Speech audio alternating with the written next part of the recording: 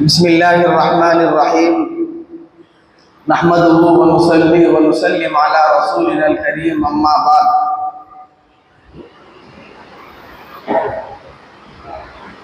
قال النبی صلی اللہ علیہ وسلم کسب الحلال فریضۃ بعد الفریضہ او کما قال علیہ الصلاۃ والسلام۔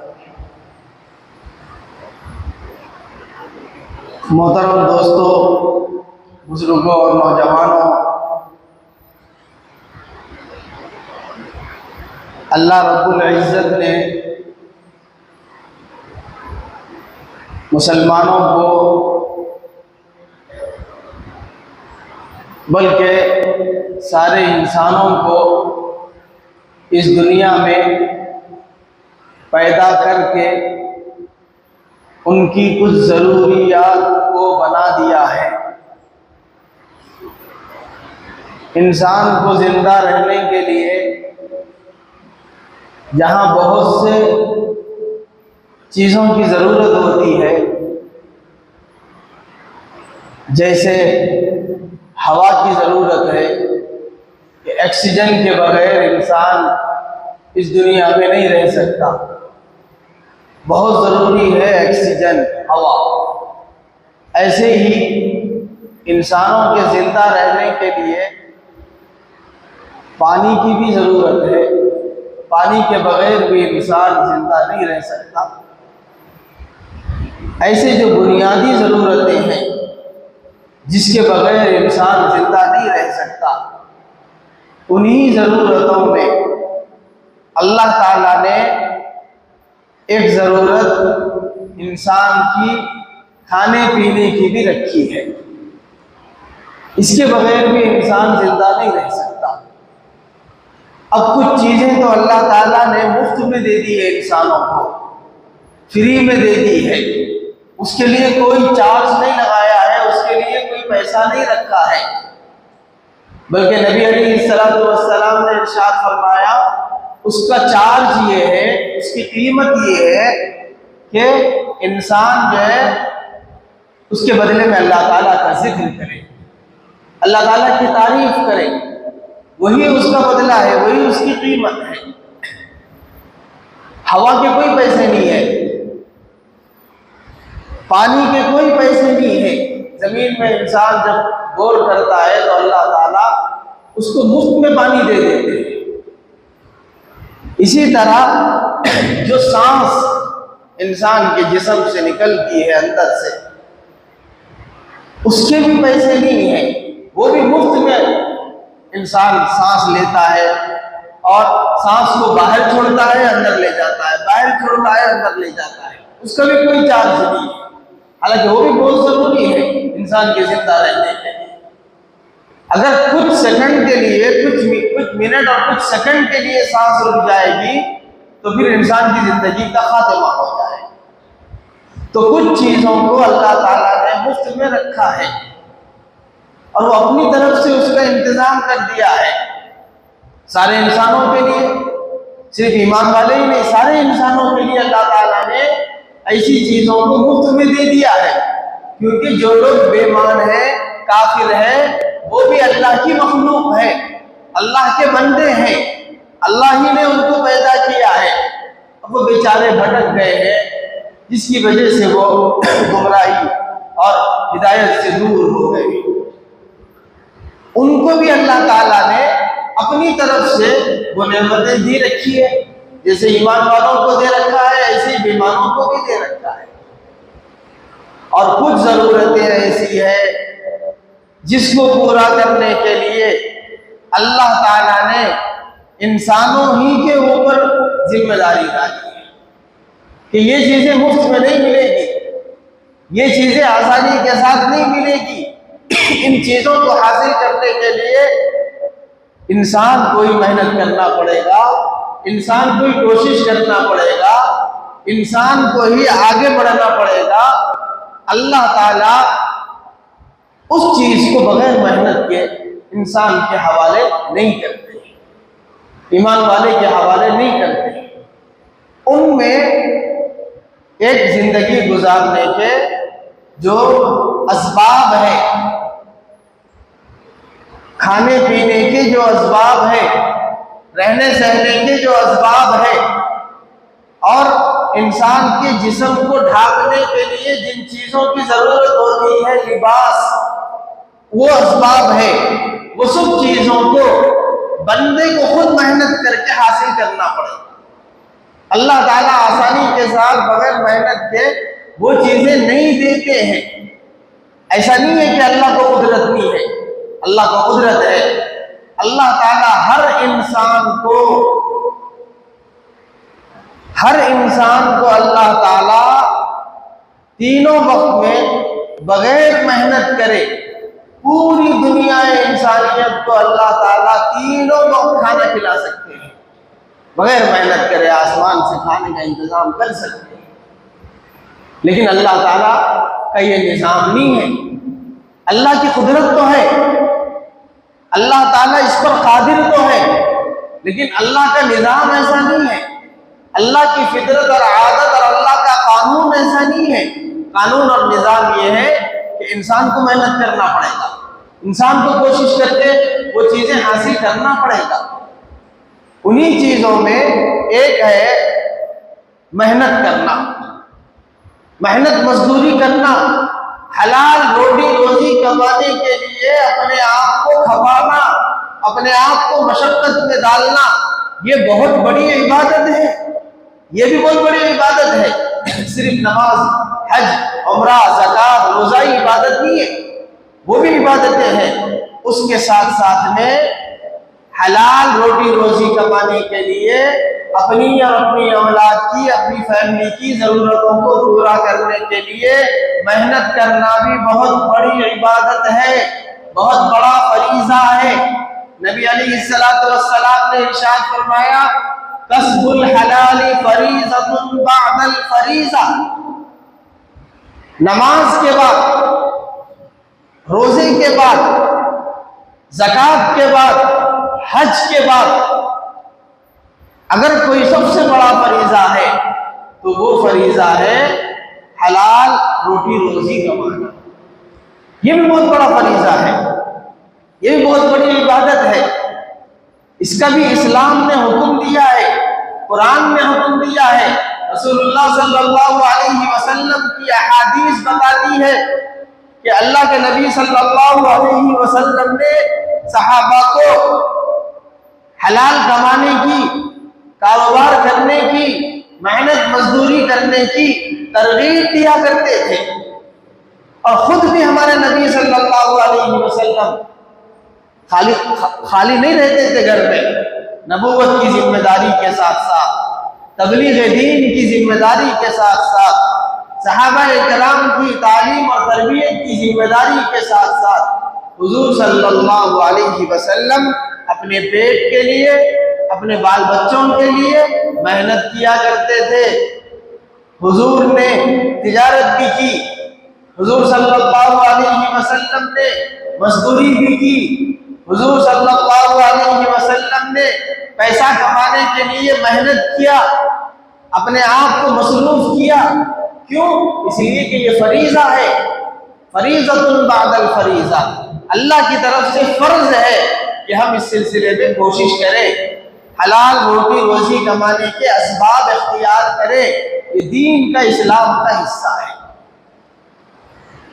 یہ تمہید اس لیے باندھی گئی ہے، یہ بات اس لیے بتائی گئی ہے کہ اس مسجد میں الحمدللہ جو لوگ نماز پڑھنے آتے ہیں ان میں 80-90% بلکہ 95% وہ لوگ ہوتے ہیں جو محنت اور کمانے کے لیے ہی ان علاقوں میں آتے ہیں، دور دراز علاقوں سے۔ ماشاءاللہ آپ اس فریضے پہ عمل کر رہے ہیں۔ اب آپ ایک کام تو کر رہے ہیں کہ آپ محنت کر رہے ہیں اپنے لیے، اپنی اولاد کے لیے، اپنے ماں باپ کے لیے، کمانے کے لیے کچھ محنت کر رہے ہیں، ایک کام تو آپ نے کر لیا۔ اب دوسرا کام آپ کا یہ ہے کہ آپ اپنی آمدنیوں کا بھی جائزہ لیں، اپنی کمائی کا بھی جائزہ لیں کہ یہ جو میری کمائی ہے، یہ جو میری جاب ہے، یہ جو میرا روزگار ہے، یہ حرام طریقے سے چل رہا ہے یا حلال طریقے سے چل رہا ہے، اس کا بھی جائزہ لینے کی ضرورت ہے۔ کیونکہ آپ محنت تو کر رہے ہیں صبح سے لے کے شام تک، اپنے آپ کو تھکا رہے ہیں اور اوور ٹائم کام کر رہے ہیں، اللہ تعالیٰ آپ کی اس محنت کا ضرور بدلہ آپ کو دیں گے۔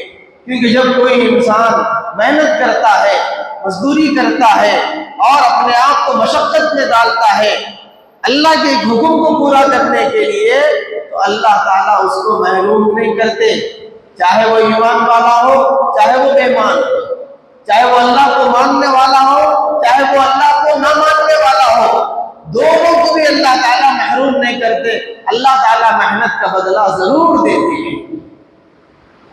لیکن ساتھ ساتھ میں ہم سب کو اپنی آمدنیوں کا جائزہ لینے کی بھی ضرورت ہے، کیونکہ جس طرح روٹی روزی کمانا فریضہ ہے، اسی طرح حلال روٹی روزی کمانا بھی ایک فریضہ ہے۔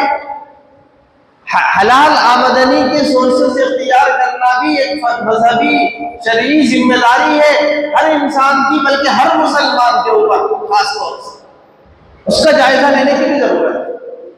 لیکن بہت بڑی تعداد ہمارے مسلمانوں کی وہ ہے، ہمارے نوجوان بچوں کی وہ ہے جو لوگ محنت نہیں کرتے، جو لوگ اپنے حلال روٹی روزی کمانے کی فکریں نہیں کر رہے ہیں، جو نہ تعلیم میں آگے ہیں، نہ کمانے میں آگے ہیں، نہ تجارت میں آگے ہیں۔ ایک بہت بڑی تعداد ہمارے مسلمانوں کی، ہمارے مسلم نوجوانوں کی ہمارے اپنے سوسائٹی میں، معاشرے میں ہے، ہمارے اپنے محلے میں ہے، ہمارے اپنے خاندان میں ہے۔ کتنے نوجوان بچے ایسے ہیں جن کی زندگی یوں ہی ضائع ہو رہی ہے، جن کی جوانی یوں ہی ختم ہو رہی ہے، بیکار کاموں میں، لایعنی کاموں میں، دوستی بازی میں اور گپ شپ کرنے میں، اسی طرح فون میں، سوشل میڈیا میں، انٹرنیٹ میں۔ کتنے نوجوان بچے ایسے ہیں جو ماشاءاللہ صحت مند ہیں، ہٹے گٹے ہیں، اور اگر وہ کمائیں گے تو ان کا بھی فائدہ ہے، ان کی فیملی کا بھی فائدہ ہے، ان کے والدین کا بھی فائدہ ہے، کما سکتے ہیں، صلاحیت ہے، سب ہے، لیکن اس کے باوجود بھی وہ بیکار رہنے کا ایک ایسا مرض امت مسلمہ میں طاری ہو گیا ہے، ہمارے نوجوانوں کو اس کا مزہ لگ گیا ہے کہ ہمارے نوجوان آج محنت کرنے کے لیے تیار نہیں ہیں، کچھ کوشش کرنے کے لیے تیار نہیں ہیں۔ کچھ نوجوان تو وہ ہیں جو پڑھنے کے لیے بھی تیار نہیں ہیں، پڑھائی بھی نہیں پڑھ رہے، اور کچھ وہ ہیں جو پڑھ تو رہے ہیں، جنہوں نے پڑھ لیا ہے، اب جاب نہیں ملنے کی وجہ سے بیکار ہے۔ کتنے سال سے بیکار ہے؟ 2 سال سے بیکار ہے، 3 سال سے بیکار ہے، 4 سال سے بیکار ہے۔ ظاہر سی بات ہے کہ ہر نوجوان اپنے فیوچر پلاننگ میں، مستقبل کے منصوبوں میں، ہر نوجوان کو کامیابی ملنا ضروری نہیں ہے۔ آپ نے ایک نظام بنایا، اپنا ایک پلان بنایا کہ مجھے یہ کرنا ہے، لیکن اللہ کو آپ کا یہ پلان پسند نہیں ہے یا اس میں خیر نہیں ہے، اس لیے اللہ تعالیٰ اس کو عملی جامہ نہیں پہنا رہے، اللہ تعالیٰ اس میں اس کی مدد نہیں کر رہے ہیں۔ تو اب وہ نوجوان جو ہے ضد میں خالی ہے، بیکار ہے، باہر جانا چاہ رہا تھا لیکن ویزا نہیں لگ رہا ہے، کوئی اچھی اپنے پروفیشن کے حساب سے جاب دیکھنا چاہ رہا تھا لیکن اس کو جاب نہیں مل رہی تو وہ بیکار ہے، حالانکہ وہ دوسرا کام کر سکتا ہے، کوئی دوسرا جو ہے راستہ اختیار کر سکتا ہے، لیکن جو چون کے اپنے ذہن میں ایک نظام، ایک پروگرام، ایک منصوبہ بنا لیا گیا ہے اور اس کے مطابق کام نہیں ہو رہا ہے، تو بہت سارے نوجوان ایسے ہیں جن کا مشغلہ خالی رہنا ہے، بیکار رہنا ہے، فضول اوقات کو خراب کرنا بن گیا ہے۔ اور کتنے نوجوان ایسے ہیں جن کی شادیاں ہو چکی ہیں اور شادی ذمہ داری کے باوجود ان کو احساس تک نہیں ہے، اپنی ذمہ داری کا احساس تک نہیں ہے، وہ ابھی بھی اپنے ماں باپ پر بوجھ بنے ہوئے ہیں اور اپنے ماں باپ کی کمائی کا بوجھ بنے ہوئے ہیں، اور ماں باپ خون کے آنسو رو رہے ہیں اب بچوں کو اس کی کوئی فکر نہیں ہے۔ ایسی تعداد بھی مسلمانوں میں نوجوانوں کی بہت بڑی تعداد ہے جو شادی کے بعد بھی ذمہ داریاں کندھوں پر پڑنے کے باوجود بھی وہ بیکار رہنے سے عاجز نہیں آتے، محنت مزدوری کرنے کے لیے تیار نہیں ہے۔ میرے دوستو، یہ بہت بڑی عبادت ہے۔ نبی علیہ السلام نے ارشاد فرمایا، جو انسان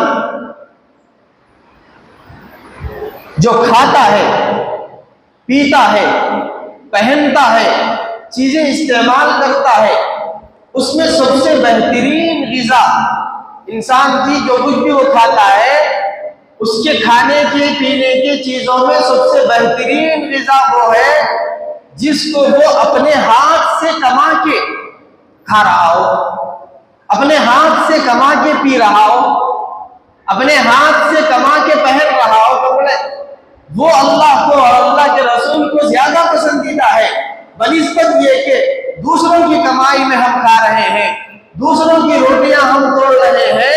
یہ کھانا انسان کے لیے زیادہ اچھا نہیں ہے۔ اپنے ہاتھ سے کمایا ہوا کھانا، اپنے ہاتھوں سے محنت کر کے کمایا ہوا رزق، اس کے لیے، اس کی باڈی کے لیے، دینی اعتبار سے بھی، مذہبی اعتبار سے بھی، شرعی اعتبار سے بھی، جسمانی اعتبار سے بھی، ہر اعتبار سے بھی اپنی محنت کی کمائی انسان کے لیے زیادہ فائدہ مند ہے، زیادہ مفید ہے۔ اس لیے میرے دوستو، محنت کرنے کا جذبہ ہمارے اندر پہلے سے زیادہ ہونا چاہیے، ہمارے نوجوانوں کے اندر پہلے سے زیادہ ہونا چاہیے۔ کوئی نوجوان بھی اپنی زندگی کے اس قیمتی اوقات میں فارغ نہ رہے، بیکار نہ رہے، کیونکہ جب انسان بیکار رہتا ہے، خالی رہتا ہے، مشغول نہیں رہتا ہے، تو پھر وہیں سے گناہوں کی شروعات ہو جاتی ہے، بدنگاہی کی شروعات وہیں سے ہوتی ہے، بدنظری کی شروعات وہیں سے ہوتی ہے، طرح طرح کے گناہ کے خیالات انسان کو خالی رہنے ہی سے آتے ہیں۔ آپ ایک دن خالی رہ کے دیکھیں 24 گھنٹے، اور ایک دن پورا مصروف رہ کے دیکھیں، یہ دونوں دنوں میں زمین آسمان کا فرق نظر آئے گا۔ جو آدمی مصروف رہتا ہے اس کا ذہن گناہ کی طرف نہیں جاتا۔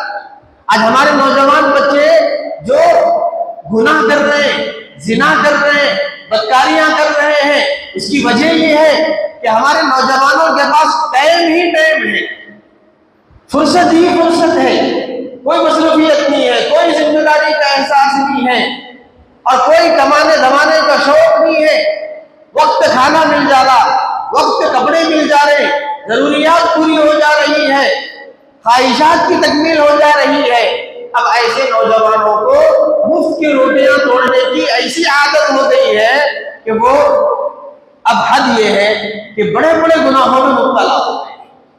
اور جو نوجوان محنت کرتا ہے، مزدوری کرتا ہے، مصروف رہتا ہے، 12 گھنٹے، 8 گھنٹے، 10 گھنٹے کمانے میں، روٹی کمانے میں، بزنس کرنے میں، تجارت کرنے میں رہتا ہے، اس آدمی کے پاس گناہ کرنے کی فرصت نہیں ہے، اس آدمی کے پاس اللہ کی نافرمانی کرنے کی فرصت نہیں ہے۔ اس آدمی سے گناہ کم ہوتے ہیں یا بالکل نہیں ہوتے ہیں، اور اس آدمی سے گناہ زیادہ ہوتے ہیں جو آدمی فارغ ہوتا ہے، خالی رہتا ہے۔ اس لیے میرے دوستوں اور نوجوانوں، یہ ارادہ کریں، یہ عہد کریں کہ اللہ تعالیٰ نے ہمیں یہ زندگی دی ہے اور ہمارے لیے کچھ ضروریات کو جوڑ دیا ہے، کھانا پینا اور روٹی روزی، اسی طرح لباس، اسی طرح گھر، یہ ہماری بنیادی ضروریات میں ہے۔ اس کو پورا کرنے کی ذمہ داری ہماری اپنی ہے، اللہ کی نہیں ہے۔ اللہ تعالیٰ کے اوپر نہیں ہے کہ اللہ تعالیٰ انسانوں کو مفت میں کھانا کھلا دے، وہ کھانا اللہ ہی دیتے ہیں، اللہ ہی رازق ہے، لیکن بغیر محنت کے، بغیر سبب اختیار کرے کے، بغیر کوشش کے اللہ تعالیٰ ایک دانہ بھی انسانوں کو نہیں دیتے ہیں۔ محنت کیجئے، اپنے آپ کو مصروف رکھیے۔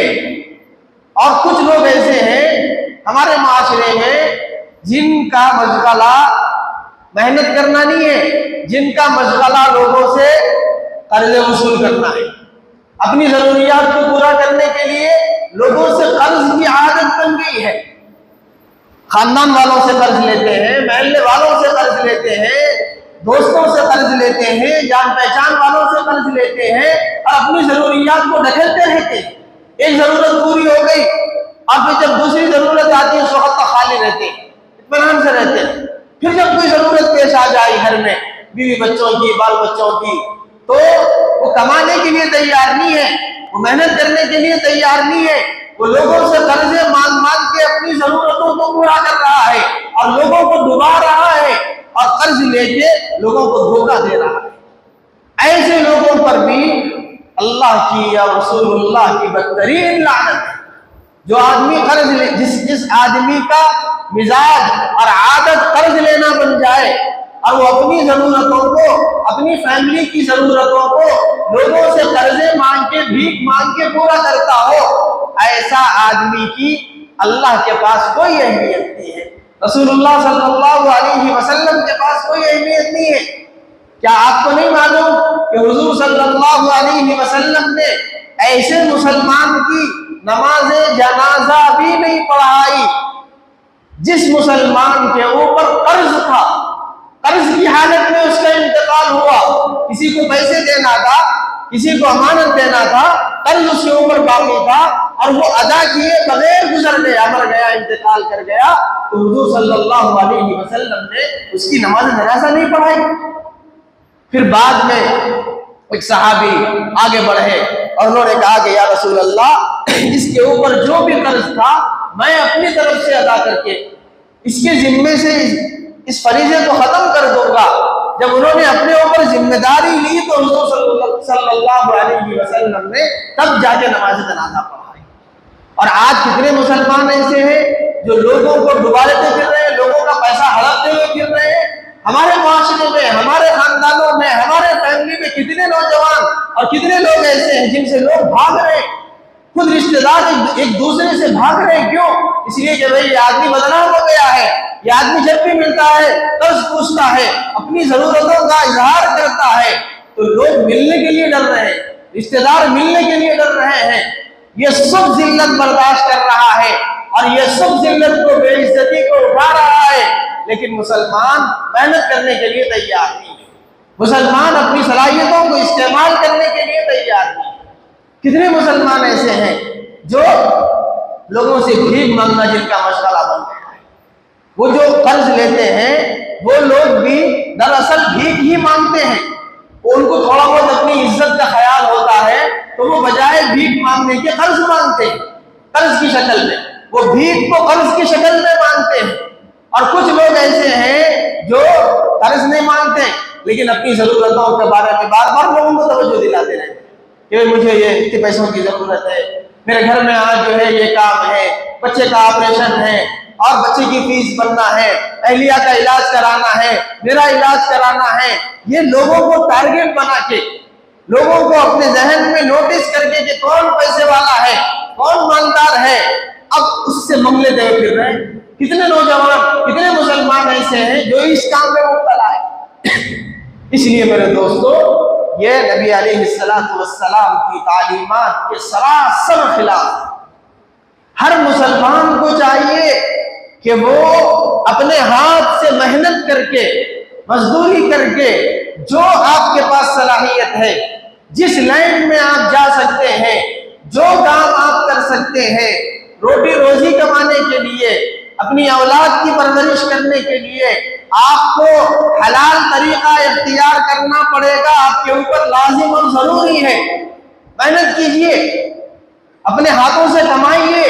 حضور صلی اللہ علیہ وسلم نے ارشاد فرمایا کہ جو آدمی اپنے ہاتھ سے محنت کر کے کماتا ہے اور اپنی اولاد کو اپنی ہاتھ کی کمائی کا رزق کھلاتا ہے، اللہ تعالیٰ ایسے شخص کے اوپر جہنم کی آگ کو حرام کر دیتے ہیں، جو حلال کماتا ہے اور حلال اپنی اولاد کو کھلاتا ہے۔ کتنی احادیث ہے حضور صلی اللہ علیہ وسلم کی، کتنی ترغیبات ہیں حضور صلی اللہ علیہ وسلم کی مسلمانوں کو، صحابہ کو محنت کرنے کے سلسلے میں۔ خالی نہیں رہتے تھے حضور صلی اللہ علیہ وسلم اور صحابہ، ان کے پاس ٹائم نہیں تھا۔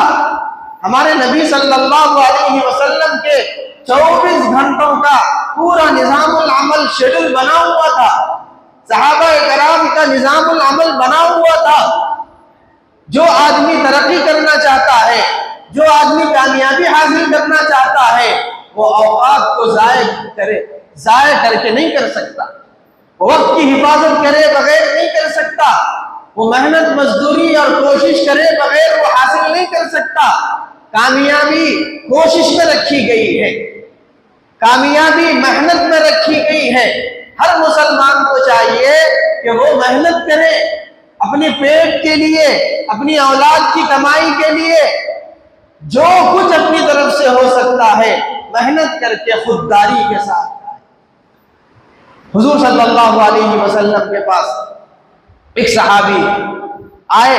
हुजूर के पास तो लोग आते थे, सवाल करते थे, साइल बन के आते थे, जरूरतों को लेके आते थे। हमारे नबी सल्लल्लाहु अलैहि वसल्लम के पास खुद पहले से कोई माल नहीं था, असबाब नहीं थे।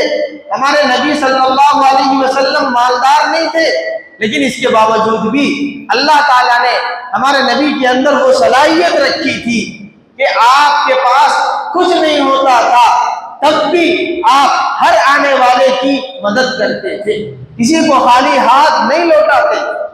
हर आने वाला बड़ी उम्मीद के साथ आता था और अपनी जरूरियात को रखता था। लेकिन मुहद्दिसीन फरमाते हैं कि हमारे नबी सल्लल्लाहु अलैहि वसल्लम जब भी किसी की मदद करते थे, किसी की हेल्प करते थे, किसी की जरूरत को पूरा करते थे, तो हमारे और आपकी तरह नहीं कि जो भी हमारे सामने मांगने के लिए आया हमने उसको दे दिया, बल्कि हमारे नबी तहकीक करते थे, इत्मीनान करते थे पहले, और उसके इस अमल की वजह मालूम करते थे। और जब वाकई वो मजबूर होता तो हुजूर सल्लल्लाहु अलैहि वसल्लम उसकी मदद करते थे, हेल्प करते थे। और यही शरीयत का हुक्म भी है। एक मर्तबा हुजूर सल्लल्लाहु अलैहि वसल्लम के पास एक शख्स आए, वो भी सहाबी ही थे। आगे उन्होंने अपनी कुछ जरूरत का इजहार किया, तो हुजूर ने फरमाया उनसे कि तुम्हारे पास घर में कुछ नहीं है? तो उन्होंने कहा या रसूल अल्लाह घर में कुछ नहीं है। तो हुजूर सल्लल्लाहु अलैहि वसल्लम ने उनसे पूछा कि अच्छी तरह सोचो, कुछ तो होगा घर में। तो उन्होंने सोच के बताया कि हाँ मेरे घर में कुछ नहीं है, लेकिन मेरे घर में जो है एक छोटा सा प्याला रखा हुआ है, प्याला रखा हुआ है, बर्तन। तो हुजूर ने उनसे कहा कि वो लेके आओ। वो अपने घर गए और जाके वो प्याला लेके आए। हुजूर सल्लल्लाहु अलैहि वसल्लम ने, सहाबा भी उस वक्त बैठे हुए थे, सहाबा से कहा कि देखो भाई ये इनका बर्तन है, इसको कौन खरीदेगा? एक सहाबी ने कहा कि या रसूल अल्लाह मैं उसको खरीद लूंगा। कितने में खरीदोगे? तो कहा कि 1 दिरहम में खरीदूंगा। तो हुजूर ने फिर ऐलान किया कि है कोई और जो इसको और ज्यादा कीमत में ले? तो एक और सहाबी तैयार हुए, उन्होंने कहा या रसूल अल्लाह मैं उसको 2 दिरहम में खरीदूंगा। हुजूर ने फिर ऐलान किया कि है कोई जो इसको और ज्यादा कीमत में खरीदे, लेकिन चूंकि उसकी मार्केट वैल्यू उतनी ही थी तो किसी ने भी कोई तैयार नहीं हुए। 2 दिरहम में उसका प्याला और उसका वो बर्तन हुजूर सल्लल्लाहु अलैहि वसल्लम ने दूसरे सहाबी को फरोख्त कर दिया और उनसे 2 दिरहम लेके कहा, जो साहब आए थे हुजूर से अपनी जरूरत को मांगने के लिए, जिसका ये प्याला था, उनको ये 2 दिरहम दे दिए हुजूर, और दे के कहे कि 1 दिरहम से तुम अपने घर की जरूरियात को पूरा करो, उनके लिए खाने पीने का इंतजाम करो, अपने बच्चों के लिए 1 वक्त के लिए, 2 वक्त के लिए, जो भी हो सकता था उस जमाने में, और 1 दिरहम से बाजार जाकर औजार खरीद के लाओ, यानी कुल्हाड़ी खरीद के लाओ, वो औजार जिससे लकड़ियां तोड़ी जाती है, वो औजार उनसे मंगाया और फिर वो लेके आए औजार। हुजूर सल्लल्लाहु अलैहि वसल्लम ने उनसे कहा कि जाओ जंगल की तरफ और लकड़ियां तोड़ो, तोड़ के मेहनत करो, मेहनत करके लाके बाजार में उसको बेचो और उसकी कमाई से अपना भी पेट भरो और अपनी बाल बच्चों का भी पेट भरो। ये कारोबार लगा के दिया हुजूर सल्लल्लाहु अलैहि वसल्लम ने, ये तरीका बताया उनको। अगर हुजूर चाहते तो उनकी वक्तिया तौर पर मदद कर दे सकते थे, کسی ایک صحابی سے بھی کہہ دیتے تو وہ صحابی ان کی مدد کر دیتے، لیکن حضور صلی اللہ علیہ وسلم نے صحابہ کی یا ہر مانگنے والوں کی اس کی ضرورت کے مطابق ہیلپ کرتے تھے۔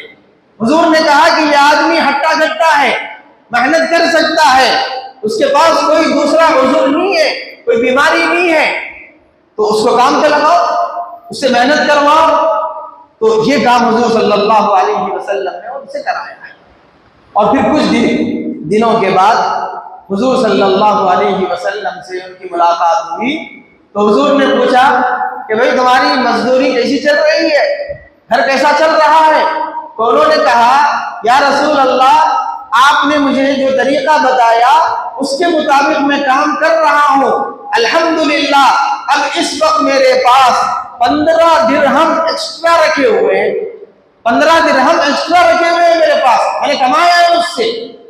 تو اس طرح حضور صلی اللہ علیہ وسلم نے صحابہ کو محنت کرنے کی ترغیب دی ہے۔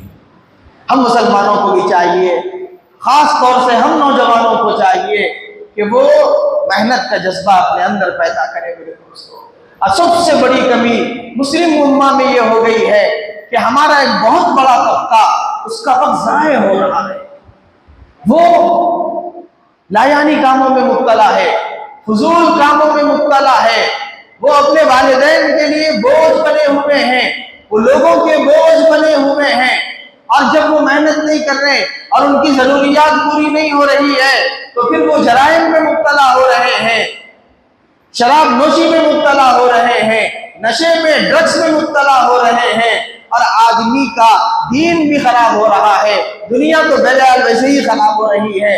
ایسی بڑی نوجوانوں کی تعداد ہمارے معاشرے میں موجود ہے۔ اس لیے اگر ہم باپ ہیں اور ہماری اولاد ہے، ہم ان پر نظر رکھیں، خود بھی محنت کے عادی بنے، اپنی اولاد کو بھی محنت کرنے کا عادی بنوائے۔ یہ فریضہ ہے، کسب الحلال فریضۃ بعد الفریضہ، محنت کرنا، حلال روٹی روزی کمانا، یہ بھی فرائض کے بعد ایک فریضہ ہے، نماز روزے کے بعد یہ ایک فریضہ ہے جو ہر مسلمان کے اوپر اللہ کے نبی صلی اللہ علیہ وسلم نے فرمایا کہ فرض ہے، اور وہ بھی حلال روٹی روزی کمانا یہ فرض ہے۔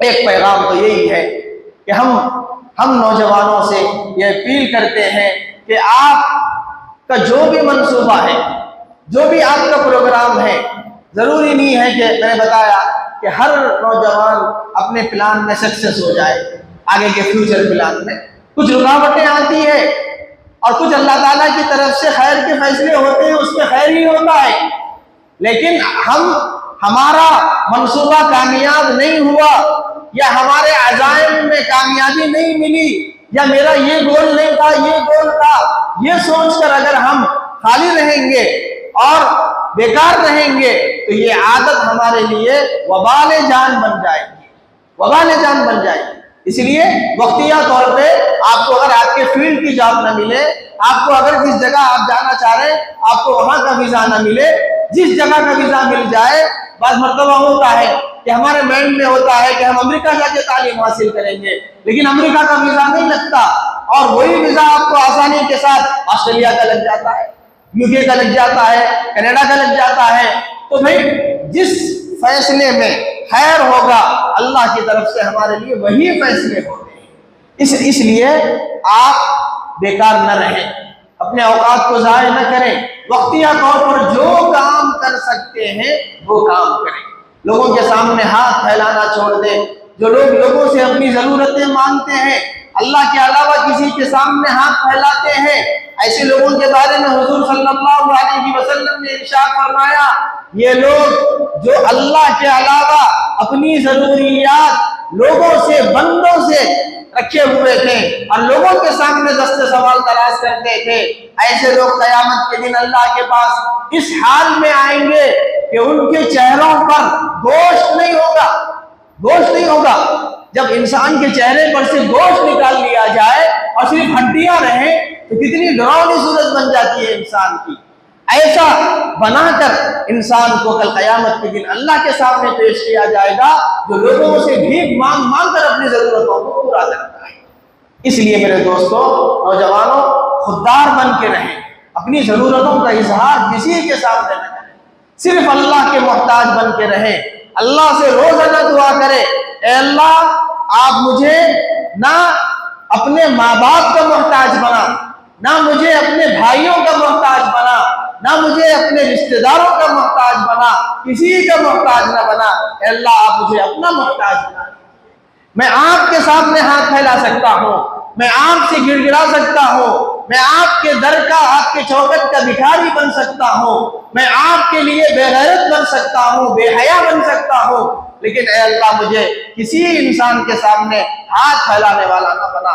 یہ دعا ہر مسلمان کو ہر دعا میں کرنا چاہیے، کیونکہ کسی کے سامنے ہاتھ پھیلانا بہت بڑی ذلت ہے، کسی کے سامنے اپنی ضرورتوں کا اظہار کرنا بہت بڑی ذلت ہے۔ اللہ تعالیٰ اس ذلت سے ہر مسلمان کی حفاظت فرمائے، خوددار بن کے رہیں، اپنی ضرورتوں کا اظہار صرف اللہ کے سامنے کریں، ماں باپ کو بھی نہ بتائیں، اگرچہ کہ اجازت ہے اور ماں باپ کی ذمہ داری ہے، لیکن ہمارا مزاج یہ ہونا چاہیے کہ ہماری ضرورتوں کو لوگ خود محسوس کریں، ماں باپ پیرنٹس خود محسوس کریں کہ میرے بچے کو کب کیا ضرورت ہے، وہ محسوس خود کر کے خود دے دے۔ اس طرح وقار کے ساتھ، خودداری کے ساتھ زندگی گزارنا یہ اسلامی تعلیمات ہے۔ ایک بات تو یہ، دوسری بات یہ ہے کہ ہمارے مسجد میں بھی، یہ جو مسجد ہے الحمدللہ شہر کی بڑی مسجدوں میں اس کا شمار ہوتا ہے، چونکہ اطراف و اکناف میں مساجد کی تعداد زیادہ نہیں ہے، تو لوگ جو ہے اسی مسجد میں نماز پڑھنے کے لیے آتے ہیں، مسجد بڑی ہے، سہولیات ہے، پارکنگ کی سہولت ہے وغیرہ وغیرہ، تو ایک بڑی تعداد میں لوگ جمع ہوتے ہیں۔ تو اس بڑے اجتماع کا جو فائدہ سب سے زیادہ جو لوگ اٹھا رہے ہیں وہ ہماری مسجد کے باہر جو گداگر ہے، جو فقراء ہے، جو لوگ بھیک مانگ رہے ہیں، وہ اس کا فائدہ بہت زیادہ اٹھا رہے ہیں۔ میں نے آپ کے سامنے پوری تفصیل بتا دی، اللہ اور رسول اللہ صلی اللہ علیہ وسلم کی ساری تعلیمات کو بتا دیا۔ اب اس کی روشنی میں یہ بات بتا رہا ہوں کہ ہماری مسجد میں ایک بڑی تعداد نماز پڑھ رہی ہے، تو اس کا فائدہ باہر جو ٹھہرے ہوئے فقراء ہیں ان کو ہو رہا ہے۔ اب صورتحال اتنی تشویشناک بن گئی ہے کہ آپ کے نماز پڑھ کے جانے کے بعد باہر مسجد کے صحن میں لڑائی جھگڑے ہو رہے ہیں، مسجد کے صحن میں عورتیں ذمہ داروں کے ساتھ، مسجد کے اسٹاف کے ساتھ گالی گلوچ کر رہی ہے، بدتمیزیاں کر رہی ہے، اور اسی طرح دھمکیاں دی جا رہی ہیں مسجد کے اسٹاف کے لوگوں کو۔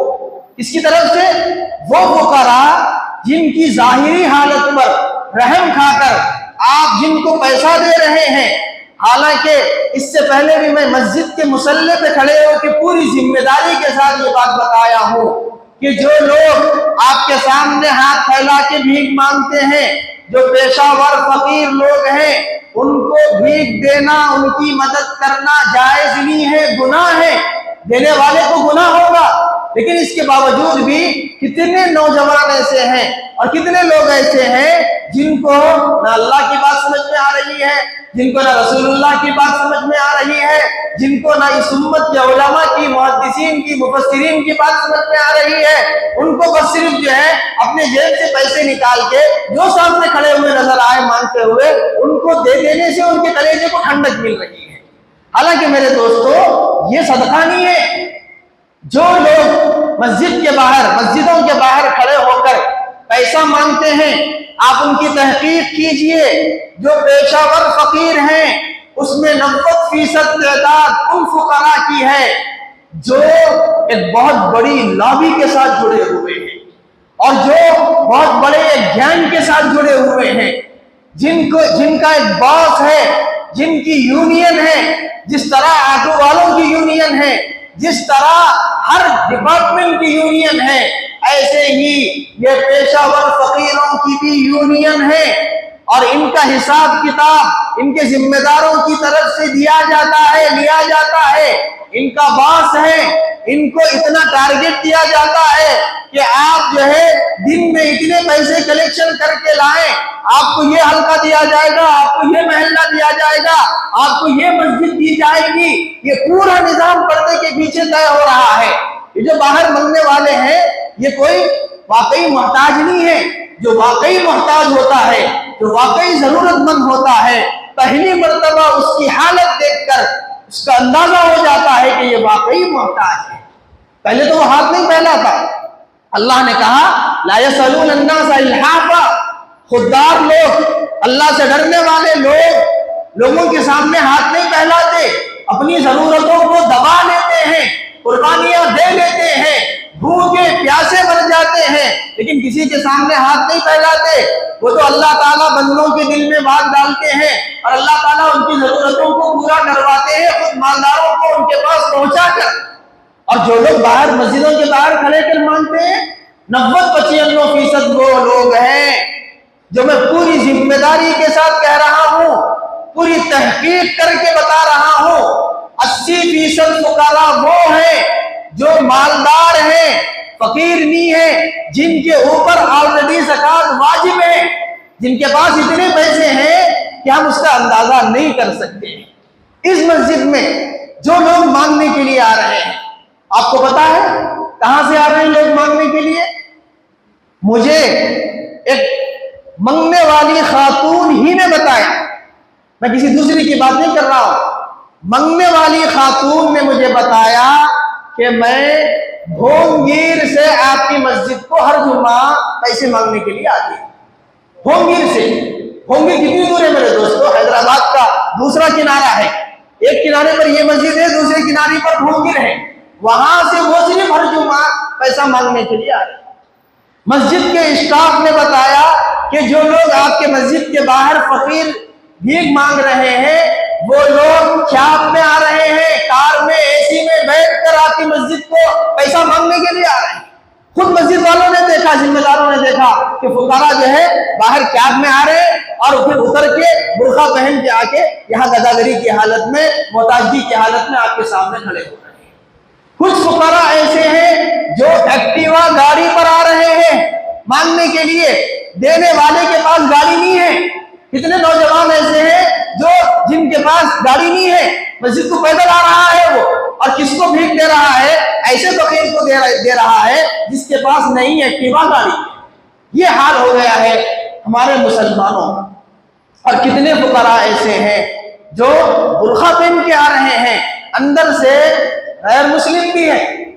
میں یہ نہیں کہہ رہا ہوں کہ غیر مسلموں کو پیسے دینا جائز نہیں ہے. انسانیت کی بنیاد پر آپ غیر مسلم کی بھی مدد کر سکتے ہیں. کب؟ جبکہ وہ واقعی مستحق ہو، واقعی پریشان حال ہو. لیکن اگر کوئی دھوکہ دے رہا ہے، برقع پہن کر آ کر غیر مسلم مرد اور غیر مسلم عورت آپ سے بھیک مانگ رہی ہے، جبکہ جو ہے وہ مستحق نہیں ہے، جبکہ وہ آپ سے زیادہ خوشحال ہے، تو ایسے لوگوں کو صدقہ دینا، خیرات دینا یہ ثواب کی بات نہیں ہے بلکہ گناہ کی بات ہے. اس لیے آپ لوگ مسجد کی انتظامیہ کا کوآپریٹ کیجئے. گزشتہ جمعے میں اس مسجد میں آپ کے جانے کے بعد مسجد کی ذمہ داروں کو عصر کی نماز تک لوگوں سے لڑتے رہنا پڑا، فقیروں سے، اور اس مسئلے کو نمٹنا پڑا عصر کی نماز تک. اور آپ لوگوں کو اس کا اندازہ نہیں ہے. اس لیے اس معاملے میں آپ کو مسجد انتظامیہ کا تعاون کرنے کی ضرورت ہے. مسجد کے ذمہ داروں نے یہ ڈیسائیڈ کیا ہے کہ آج کے جمعے سے، یعنی آج جمعے سے آپ حضرات سے مؤدبانہ گزارش ہے، پرخلوص گزارش ہے، ہاتھ جوڑ کے اپیل کی جا رہی ہے کہ مسجد کے احاطے میں جو لوگ آپ سے بھیک مانگیں گے آپ ان کو مسجد کے احاطے میں نہ دیں. اگر آپ دینا چاہ رہے ہیں ہم آپ کو نہیں رکا سکتے، وہ آپ کی مرضی ہے، آپ کا پیسہ ہے، آپ کی مرضی ہے. ہم تو شریعت کی ایک بات آپ کو بتا دیے ہیں، لیکن اس کے باوجود بھی آپ دینا چاہ رہے ہیں آپ دیجیے. لیکن آپ صرف اتنا احسان مسجد کے اوپر اور مسجد کے ذمہ داروں پر کر دیجئے کہ احاطے مسجد میں آپ نہ دیجئے. یہ ماحول بنا دیا جائے اور فقراء کو، مانگنے والوں کو بھی یہ پتا چلے کہ اس مسجد میں، مسجد کے احاطے میں بھیک نہیں دی جاتی ہے. آپ باہر مسجد کے نکل کے عیدگاہ میں، مسجد کے باہر روڈ پر آپ ٹھہرے ہوئے رہیں، آپ کتنے دینا چاہے دے لیں، 10 روپے دے لیں، 100 روپے دے لیں، 1 لاکھ روپے دے لیں، وہ آپ کی مرضی ہے. لیکن مسجد کے احاطے میں مت دیجیے. کیوں؟ اس لیے کہ جب آپ مسجد کے احاطے میں ان کو پیسے دے رہے ہیں تو یہ مسجد کے ذمہ داروں سے احاطے کے باہر جانے کے لیے تیار نہیں ہے. عورتیں آ کے یہاں یہاں بیٹھ رہی ہے مسجد میں، ان کو نہ پردے کا خیال ہے، نہ حیا کا خیال ہے، نہ اپنی صدر کا خیال ہے، وہ نماز پڑھنے والے مسلیوں کی بدنظری ہو رہی ہے، بدنگاہی ہو رہی ہے۔ وہ عورتیں جن کو نہ دین سے کوئی واسطہ ہے، نہ عبادتوں سے کوئی واسطہ ہے، نہ نماز روزے سے کوئی واسطہ ہے، نہ پردے سے کوئی واسطہ ہے، خود تو جہنم میں جا رہی ہے۔ جو نماز پڑھنے والے نوجوان آ رہے ہیں وہ بھی بدنگاہی میں، بدنظری میں مبتلا ہو رہے ہیں۔ پاک ہے، نہیں ہے، یہ سب مسائل ہیں عورتوں کے ساتھ جڑے ہوئے۔ کوپریٹ کیجئے، آپ لوگ تعاون کیجئے مسجد کے ذمہ داروں کا۔ آج سے کوئی بھی مصلی مسجد کے احاطے میں کسی کو نہ دیں۔ احاطے کے باہر آپ تحقیق کر کے دے دیں، لیکن مسجد کے احاطے میں نہ دیں۔ عمل کریں گے آپ لوگ انشاءاللہ؟ جزاک اللہ، اللہ تعالیٰ حضرات کو جزائے خیر عطا فرمائے۔ مسجد کے ذمہ داروں کا تعاون کیجئے۔ اللہ تعالیٰ سے دعا ہے کہ اللہ تعالیٰ ہم سب کو جن باتوں کی طرف میں نے توجہ دلائی ہے ان پر عمل کرنے کی توفیق نصیب